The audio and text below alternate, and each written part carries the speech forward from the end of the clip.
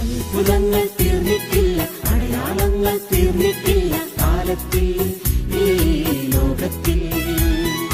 എൻ്റെ പേര് മേഴ്സി. ഞാൻ ഒലവക്കോട് സെൻറ്റ് ജോസഫ് ഇടവകയിൽ നിന്ന് വരുന്നു.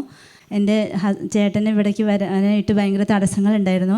അപ്പോൾ ഒരിക്കൽ അച്ഛന് ഇങ്ങനെ പറയുണ്ടായി, ഇവിടെ നമ്മൾ മാത്രം സ്വർഗത്തിൽ പോയാൽ പോരാ, നമ്മുടെ കുടുംബാംഗങ്ങളും സ്വർഗത്തിലേക്ക് വരണം എന്നുള്ളത്. അപ്പം ഞാൻ ഈശോയെ ചേട്ടനെയും കൂടെ വിശ്വാസത്തിലേക്ക് ഒന്ന് ആഴപ്പെടുത്തണമെന്ന് പറഞ്ഞിട്ട് ഞാൻ തീക്ഷ്ണമായി പ്രാർത്ഥിച്ചുകൊണ്ടിരുന്നു. ആളിപ്പോൾ എല്ലാ വെള്ളിയാഴ്ചകളിലും, മിക്ക വെള്ളിയാഴ്ചകളിലും ഇവിടെ ശുശ്രൂഷയിൽ വന്ന് പങ്കെടുക്കുന്നുണ്ട്. വീട്ടിൽ നല്ല വിശ്വാസത്തോടെ കൂടെ ബൈബിൾ വായിക്കാനും പ്രാർത്ഥിക്കാനും നല്ല തീക്ഷ്ണതയിലേക്ക് കടന്നു വന്നു. പിന്നെ വേറൊരു സാക്ഷ്യം, ചേട്ടന് വയറുവേദന ഉണ്ടായിരുന്നു. വയറിൻ്റെ വലതുവശത്ത് താഴെ, പൊക്കിളിൻ്റെ താഴെയായിട്ട് നല്ല വേദന ഉണ്ടായിരുന്നു. വയറ് മോഷൻ പോകാനും പ്രയാസം ഉണ്ടായിരുന്നു. അപ്പം ഞാൻ ഹോസ്പിറ്റലിൽ പോയി. ജില്ലാ ഹോസ്പിറ്റലിലാണ് പോയത്.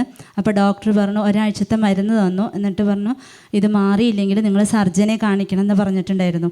അപ്പോൾ ഒരാഴ്ച കഴിഞ്ഞിട്ടും വ്യത്യാസമൊന്നുമില്ല. ആൾക്ക് നല്ല വേദന, എഴുന്നേറ്റ് നിന്ന വേദനയ്ക്കും കിടന്നാൽ കുഴപ്പമില്ല, അങ്ങനത്തെ ഒരു അനുഭവം. അപ്പം ഞാൻ അച്ഛൻ്റെ അടുത്ത് വന്ന് അത് പറഞ്ഞിട്ടുണ്ടായിരുന്നു. അപ്പോൾ അച്ഛൻ പറഞ്ഞു, വെഞ്ചരിച്ച വെള്ളം കുടിക്കാൻ പറയാൻ പറഞ്ഞിട്ടുണ്ടായിരുന്നു. അങ്ങനെ ഞാൻ ഇവിടുന്ന് വെഞ്ചരിച്ച വെള്ളം കൊണ്ടേ കൊടുത്തു. അങ്ങനെ ആൾ അത് ഫുൾ ബോട്ടിൽ ഒരുമിച്ച് അങ്ങനെ 3-4 പ്രാവശ്യം കുടിച്ചു. ഇപ്പം ആ വേദന അനുഭവപ്പെടുന്നില്ല. മാറിയിട്ട് ഒരു 15 ദിവസം, ഒരു മാസത്തോളമായി. അങ്ങനെ അതിന് സൗഖ്യം കിട്ടി.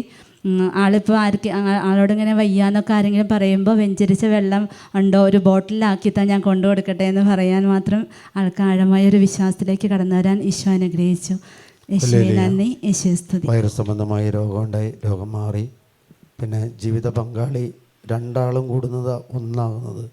പകുതി സ്വർഗത്തിൽ പോയിട്ട് കാര്യമില്ല, പോകുമ്പോൾ മുഴുവനും കൂടി പോയിട്ടേ കാര്യമുള്ളൂ. ഭാര്യ പോകണമെങ്കിൽ ഭർത്താവിനെ കൊണ്ടുപോകണം, മുഴുവൻ കൂടി പോകണം.